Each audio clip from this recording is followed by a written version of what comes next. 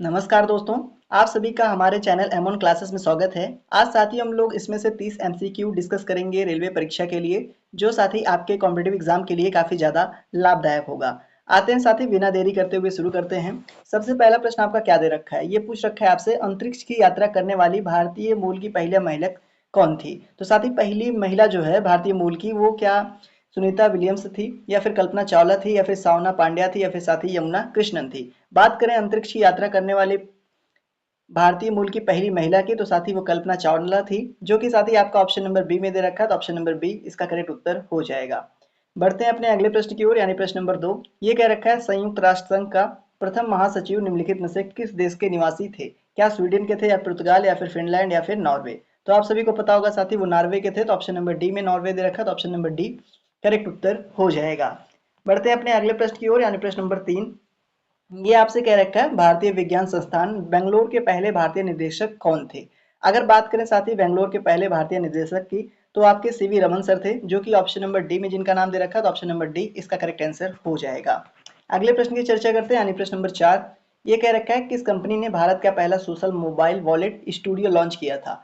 साथ ही पहला जो सोशल मोबाइल वॉलेट जिसका नाम यूडियो था, वो लॉन्च करने वाला सबसे पहले इनमें से साथी ट्रांस सर्व था। तो ट्रांस सर्व आपका ऑप्शन नंबर ए में दे रखा है। तो ऑप्शन नंबर ए इसका करेक्ट उत्तर हो जाएगा। बढ़ते हैं अपने अगले प्रश्न की ओर, यानी प्रश्न नंबर 5। ये कह रखा है, किस देश ने 5 बार राष्ट्रमंडल खेलों की मेजबानी की है? अगर बात करें साथी, इनमें से कुल मिलाकर 5 बार राष्ट्रमंडल खेलों की मेजबानी करने वाला ऑस्ट्रेलिया है, जो कि साथी जिसका आपका ऑप्शन नंबर ए में नाम दे रखा है। तो ऑप्शन नंबर ए इसका करेक्ट आंसर हो जाएगा। बढ़ते हैं अपने अगले प्रश्न की ओर, यानी प्रश्न नंबर 6। ये आपसे कह रखा है, भारत ने पहली बार ओलंपिक खेलों में किस वर्ष भाग लिया था? दिए गए ऑप्शंस में से साथी भारत पहली बार ओलंपिक खेलों में 1900 में भाग लिया था। That mean option number D और इसका करेक्ट आंसर हो जाएगा। बढ़ते हैं साथी अपने अगले प्रश्न की ओर, यानी प्रश्न नंबर 7। ये कह रखा है, क्ले का सम्राट के रूप में जाने वाले स्पेनिश पेशेवर टेनिस खिलाड़ी का क्या नाम था? क्ले का सम्राट, क्या किसका साथी? क्ले का सम्राट। तो इस नाम से साथी राफेल नाडेल परेरा जी को जाना जाता था, जिनका नाम ऑप्शन नंबर ए में दिया है साथी। तो ऑप्शन नंबर ए इसका करेक्ट उत्तर हो जाएगा। अगले प्रश्न की भी चर्चा करते हैं, यानी प्रश्न नंबर 8। ये कह रखा है, टेनिस का निम्नलिखित में से कौन सा टूर्नामेंट क्ले कोर्ट पर खेला जाता है? इनमें से दिए गए ऑप्शंस में से ऐसा कौन सा टेनिस का टूर्नामेंट है जो क्ले कोर्ट पर खेला जाता है? तो वो आपका साथी क्या है? आपका रोलैंड गारोस, जो कि ऑप्शन नंबर ए में दिया है। तो ऑप्शन नंबर ए इसका करेक्ट उत्तर हो जाएगा। अगला प्रश्न आपके सामने है, ये कह रखा है, मिल्खा सिंह ने किस ओलंपिक खेलों में रनिंग फाइनल में 400 में चौथा स्थान हासिल किया था? जो 400 मीटर की रनिंग होती है ओलंपिक खेल में साथी, उसमें चौथा स्थान हासिल करने वाला वो कौन सा ओलंपिक खेल था? तो साथी रोम का ओलंपिक खेल था, जो कि ऑप्शन नंबर डी में दे रखा है। तो ऑप्शन नंबर डी इसका करेक्ट आंसर हो जाएगा। अगला प्रश्न आपसे पूछ रखा है, अफ्रीकी महाद्वीप से संयुक्त राष्ट्र संघ के पहले महासचिव कौन थे?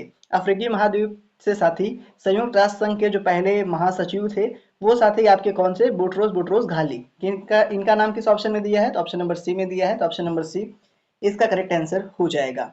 अगले प्रश्न की चर्चा करते हैं साथी, प्रश्न नंबर 11। ये आपसे कह रखा है, भारतीय विज्ञान संस्थान बेंगलोर के पहले भारतीय निदेशक कौन थे? भारतीय विज्ञान संस्थान बेंगलोर के पहले भारतीय निदेशक साथी आपके इनमें से सीवी रमन सर थे। तो ऑप्शन नंबर डी इसका करेक्ट आंसर हो जाएगा। बढ़ते हैं साथी अपने अगले प्रश्न की ओर, यानी प्रश्न नंबर 12। ये कह रखा है, न्यूयॉर्क के प्रतिष्ठित मेडिसन स्क्वायर गार्डन में लड़ने वाले पहले भारतीय पहलवान कौन थे? तो बात करें पहले भारतीय पहलवान की साथी, तो आप सभी जानते होंगे बजरंग पुनिया थे, जो कि ऑप्शन नंबर सी में इनका नाम दे रखा है। तो ऑप्शन नंबर सी साथी इसका करेक्ट उत्तर हो जाएगा। अगला प्रश्न आपके सामने है, ये कह रखा है, पुस्तक the test of my life किसके द्वारा लिखी गई है? साथी जो पुस्तक है टेस्ट ऑफ माई लाइफ, ये इनमें से दिए गए ऑप्शन में से साथी युवराज सिंह द्वारा लिखी गई है, जो कि एक क्रिकेटर थे। तो ऑप्शन नंबर सी इसका करेक्ट आंसर हो जाएगा। अगले प्रश्न की बात करते हैं साथी, इसमें पूछ रखा है, द व्हाइट टाइगर उपन्यास किसके द्वारा लिखा गया है? तो ये साथी अरविंद अडिगा के द्वारा लिखा गया है, जिनका नाम ऑप्शन नंबर सी में दे रखा है। तो ऑप्शन नंबर सी साथी इसका करेक्ट आंसर हो जाएगा। अगला प्रश्न पूछ रखा है, हॉकी का संबंध निम्नलिखित में से किस टूर्नामेंट से है? हॉकी का संबंध दिए गए ऑप्शंस में से किस टूर्नामेंट में है साथी? तो दैट मीन इनमें से किसका कप, जो मतलब दैट मीन 4 कप दे रखे हैं साथी, इनमें से इसका संबंध हॉकी से किसका है? तो रंगा स्वामी कप का है। तो ऑप्शन नंबर बी में दे रखा है। तो ऑप्शन नंबर बी इसका करेक्ट आंसर साथी हो जाएगा। अगले प्रश्न की चर्चा करते हैं, आपसे पूछ रखा है, माधवी कुट्टी नामक कलम का प्रयोग किस लेखक द्वारा किया जाता था? माधवी कुट्टी जो कलम है साथी, इसका प्रयोग दिए गए ऑप्शंस में से साथी कमला दास जी द्वारा किया जाता है। तो ऑप्शन नंबर सी में दे रखा है। तो ऑप्शन नंबर सी इसका करेक्ट आंसर साथी हो जाएगा। अगला प्रश्न आपके सामने है, ये कह रखा है 18 नंबर, निम्नलिखित में से कौन सा पूर्व भारतीय टेस्ट क्रिकेटर विकेट कीपिंग के लिए नहीं जाना जाता था। चार नाम दे रखा है साथी, इनमें से जो विकेट कीपिंग के लिए नहीं जाना जाता था उनका नाम बताना है। तो साथी BS चंद्रशेखर हैं, जो कि ऑप्शन नंबर ए में दे रखा है। बाकी शेष विकल्प में साथी जो नाम दे रखे हैं वो टेस्ट क्रिकेट के विकेट कीपिंग के रूप में जाना जाता है, तो ऑप्शन नंबर ए उसका करेक्ट आंसर हो जाएगा। अगला प्रश्न पूछा है साथी, यक्षगान किस भारतीय राज्य का लोक प्रदर्शन है। क्या साथी यक्षगान जो है गुजरात का है, या फिर कर्नाटक, या महाराष्ट्र, या फिर साथी आपका असम। तो बात करें तो ये कर्नाटक का है, जो कि ऑप्शन नंबर बी में दे रखा है। तो ऑप्शन नंबर बी साथी इसका करेक्ट उत्तर हो जाएगा। अगले प्रश्न की चर्चा करते हैं, यानी प्रश्न नंबर साथी आपका 20। ये कह रखा है हुरकिया बाउल किस भारतीय राज्य से जुड़ा हुआ एक लोक नृत्य है। तो ये साथी उत्तराखंड से जुड़ा हुआ है, तो ऑप्शन नंबर ए में उत्तराखंड दे रखा है, तो ऑप्शन नंबर ए साथी इसका करेक्ट आंसर हो जाएगा। अगले प्रश्न की चर्चा करें, आर के नारायण का पहला उपन्यास कौन सा था। आर के नारायण जी का पहला उपन्यास साथी दिए गए ऑप्शंस में से क्या दी गाइड था, या फिर मालगुडी डेज था, या दी इंग्लिश टीचर था, या फिर साथी स्वामी एंड फ्रेंड्स था। तो बात करें इनमें से, तो इनके द्वारा ये स्वामी एंड फ्रेंड जो 1935 में लिखा गया था, ऑप्शन नंबर डी में दे रखा है, तो ऑप्शन नंबर डी साथी इसका करेक्ट उत्तर हो जाएगा। अगला प्रश्न आपके सामने है, पुस्तक the test of my life किसके द्वारा लिखी गई है। The test of my life ये पुस्तक युवराज सिंह के द्वारा लिखी गई है, तो ऑप्शन नंबर सी साथी करेक्ट आंसर हो जाएगा। अगले प्रश्न की चर्चा करते हैं, प्रश्न नंबर 23। ये कह रखा है कौन सा भारतीय हवाई अड्डा दुनिया का पहला पूर्ण और सौर ऊर्जा संचालित हवाई अड्डा है। तो ये साथी आप सभी को पता होगा कोच्चि अंतरराष्ट्रीय हवाई अड्डा, जो कि ऑप्शन नंबर बी में दे रखा है, तो ऑप्शन नंबर बी साथी इसका करेक्ट आंसर हो जाएगा। अगला प्रश्न आपके सामने है साथी, ये कह रखा है the God of small thing उपन्यास किसके द्वारा लिखा गया है। The God of small thing, क्या ये किरण देसाई के द्वारा, या फिर सलमान रुश्दी के द्वारा, या फिर साथी अरुंधति रॉय के द्वारा, या फिर चेतन भगत के द्वारा। तो ये साथी किसके द्वारा लिखा गया है, अरुंधति रॉय के। तो ऑप्शन नंबर सी में इनका नाम दिया साथी, तो option number C correct answer हो जाएगा।